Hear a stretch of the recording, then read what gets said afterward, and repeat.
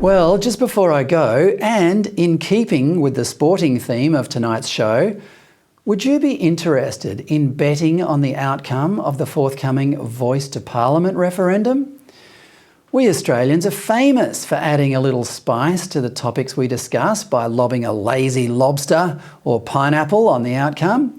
Put your money where your mouth is. That's what it's all about. But curiously, not a single betting agency in Australia has opened a book on the referendum result.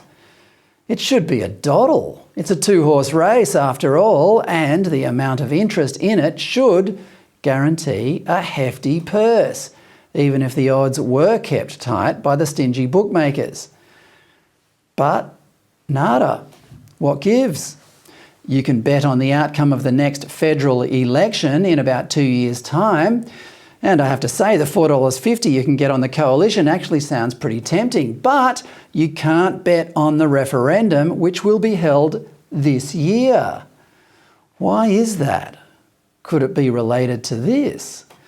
The federal government launched an inquiry into online gambling last October, and its report is set to drop this week.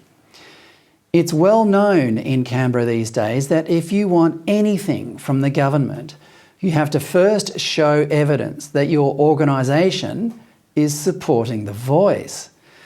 Mostly this comes in the form of saccharine corporate or lobby group advertising campaigns about how the Voice will empower their Indigenous stakeholders.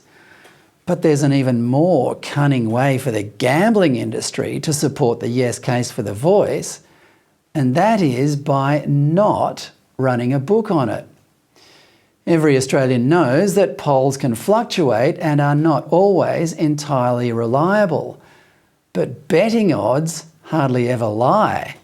Short odds are almost always rock-solid proof that the result is already known.